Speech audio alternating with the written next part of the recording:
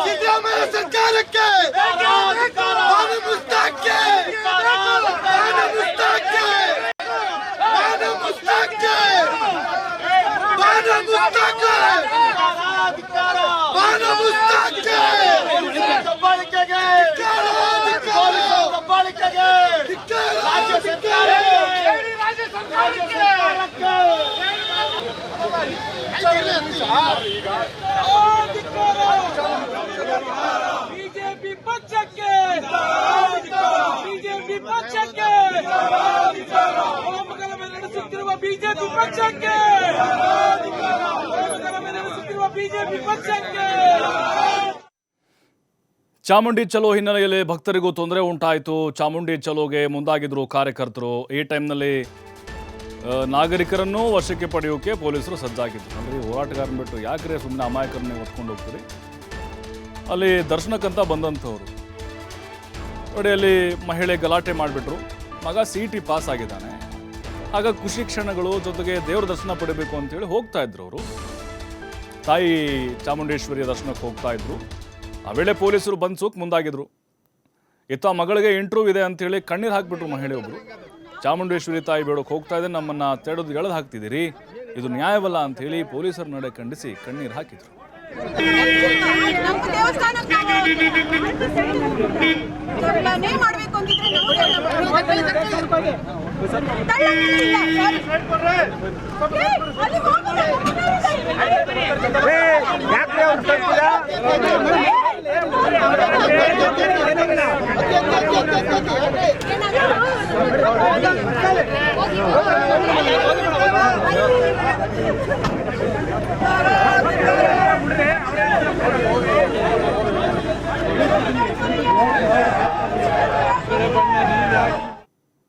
ಈ ಬಗ್ಗೆ ಮತ್ತಷ್ಟು ಮಾಹಿತಿ ಪುನೀತ್ ನೀಡ್ತಾರೆ ನೇರ ಸಂಪರ್ಕದಲ್ಲಿ. ಪುನೀತ್, ಈಗ ಮುಸ್ತಾಕ್ ಅವರ ವಿಚಾರವಾಗಿ ಪರ ವಿರೋಧ ನೋಡ್ತಾ ಇದ್ದೀವಿ. ಹೋರಾಟ ಮಾಡ್ಕೊಳ್ಳಿ, ಬಟ್ ಅಮಾಯಕರ ಮೇಲೆ ಯಾಕೋ ಪೊಲೀಸರು ದೌರ್ಜನ್ಯ ಮಾಡ್ದಂಗೆ ಕಾಣಿಸ್ತಾ ಇತ್ತು. ಆ ಮಹಿಳೆ ಕಣ್ಣೀರು ಹಾಕಿದ್ದನ್ನು ನೋಡಿದ್ರೆ, ಬಟ್ ಇಲ್ಲಿ ಬರುವಂಥ ಭಕ್ತರಿಗೆ ಖಂಡಿತ ಅನಾನುಕೂಲ ಆಗ್ತಿದೆಯಾ ಅಂತ ಈ ರಾಜಕೀಯ ಪಕ್ಷಗಳ ತಿಕ್ಕಾಟಗಳು, ಹೋರಾಟಗಳು?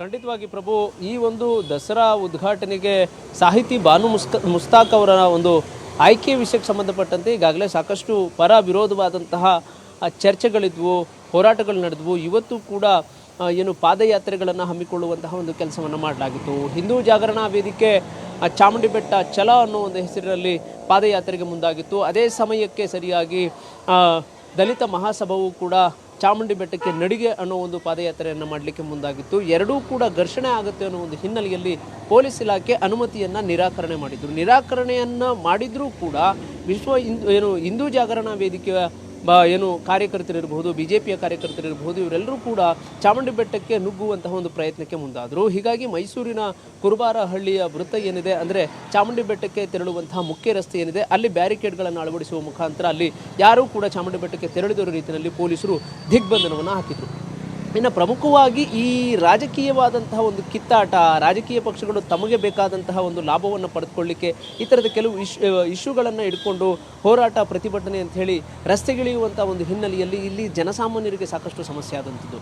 ಪ್ರಮುಖವಾಗಿ ದೂರದ ಊರುಗಳಿಂದ ಚಾಮುಂಡಿಯ ದರ್ಶನ ಮಾಡಬೇಕು ಅಂತ ಹೇಳಿ ಭಕ್ತಾದಿಗಳು ಬರ್ತಕ್ಕಂಥದ್ದು ಇರಬಹುದು, ಜನಸಾಮಾನ್ಯರ ಓಡಾಟಗಳಿರಬಹುದು, ಇದೆಲ್ಲವೂ ಕೂಡ ಸಾಕಷ್ಟು ಸಮಸ್ಯೆ ಆದಂಥದ್ದು. ಕಣ್ಣೀರಾಡುವಂತಹ ಒಂದು ಸ್ಥಿತಿಯು ಕೂಡ ಅಲ್ಲಿ ನಿರ್ಮಾಣವಾಗಿತ್ತು. ಒಂದು ಕಡೆ ಹಿಂದೂ ಜಾಗರಣಾ ವೇದಿಕೆಯ ಕಾರ್ಯಕರ್ತರು ಚಾಮುಂಡಿ ಬೆಟ್ಟಕ್ಕೆ ಹೋಗುವಂತಹ ಒಂದು ಪ್ರಯತ್ನಕ್ಕೆ ಮುಂದಾದಂತಹ ಸಂದರ್ಭದಲ್ಲಿ ಪೊಲೀಸರು ಅವರನ್ನು ವಶಕ್ಕೆ ಪಡೆದುಕೊಳ್ಳುವಂತಹ ಒಂದು ಕೆಲಸವನ್ನು ಮಾಡ್ತಾ ಇದ್ರು. ಮತ್ತೊಂದು ಕಡೆ ದಲಿತ ಮಹಾಸಭಾದ ಕಾರ್ಯಕರ್ತರನ್ನ ಮನವೊಲಿಸುವಂತಹ ಒಂದು ಪ್ರಯತ್ನದಲ್ಲಿ ಪೊಲೀಸರು ಇದ್ದು, ಅವರು ಆ ಒಂದು ಸಂದರ್ಭದಲ್ಲಿ ಜನಸಾಮಾನ್ಯರು ಚಾಮುಂಡಿ ಬೆಟ್ಟಕ್ಕೆ ತೆರಳುವಂತಹ ಸಂದರ್ಭಗಳಿದ್ವು. ಜನಸಾಮಾನ್ಯರು ಜೊತೆಗೆ ಭಕ್ತಾದಿಗಳು ಕೂಡ ಬರುವಂತಹ ಸಂದರ್ಭಗಳಿದ್ವು. ಆ ಒಂದು ಸಂದರ್ಭದಲ್ಲಿ ಅಲ್ಲಿ ಏನು ಪೊಲೀಸರು ಅವರನ್ನು ಕೂಡ ವಶಕ್ಕೆ ಪಡೆದುಕೊಳ್ಳುವಂತಹ ಒಂದು ಪ್ರಯತ್ನಕ್ಕೆ ಮುಂದಾದರು. ಇದರಿಂದಾಗಿ ಸಾಕಷ್ಟು ಸಮಸ್ಯೆಯನ್ನು ಎದುರಿಸಿದ್ರು.